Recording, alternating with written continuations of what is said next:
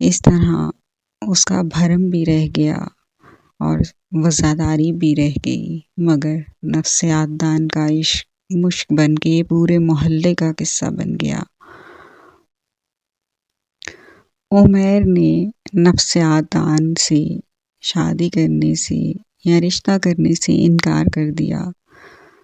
زندگی آگے بڑھی، مگر آج تک اس پہ یہ بات نہ کھل سکی کہ اسے عمیر سے عشق نہیں تھا۔ جس کو مانگنے، جس کے لیے، جس کے جوگ میں وہ مکے، مدینے، کربلا کونیاں جا رہی تھی، عمیر تو محض مکافات تھا۔ وہ مکافات جس کے لیے ایک بیج اس نے برسوں پہلے بویا تھا، جس کا درد وہ آج اتنا سہ رہی تھی، اتنا سہ رہی ہے کہ اس سے برداشت بھی نہیں ہو رہا۔ مکافات کے بارے میں کہا جاتا ہے کہ مکافات 10 گنا ہو کے آپ کے پاس آتا ہے، اور تب آتا ہے جب آپ کو وہ بھلا دیا جاتا ہے، جب آپ کو آپ کا عمل بھلا دیا جاتا ہے۔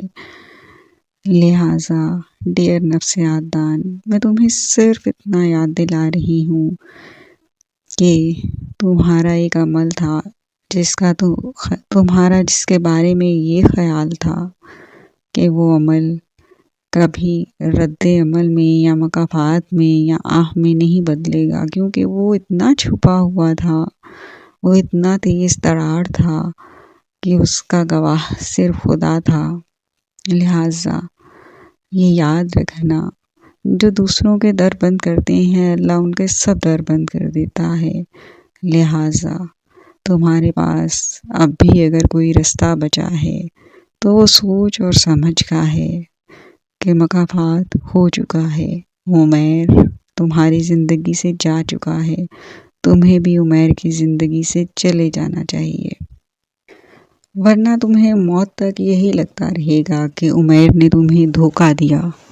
عمیر دھوکہ دینے آیا ہی نہیں تھا، عمیر خدا کی قدرت سے، حالات و واقعات کے رد و بدل سے اور زندگی کے اتار چڑھاؤ سے ڈرامے اور فلموں کی طرح تمہاری زندگی میں فطرت کی طرف سے لایا گیا تھا۔ عمیر تمہارا عشق نہیں تھا، عمیر محض فطرت نے مکافات عمل کے لیے چنا تھا۔ جو آپ کا ہے، جو آپ کی قسمت کا ہے، جو آپ کے نصیب کا ہے، وہ کوئی نہیں چھین سکتا۔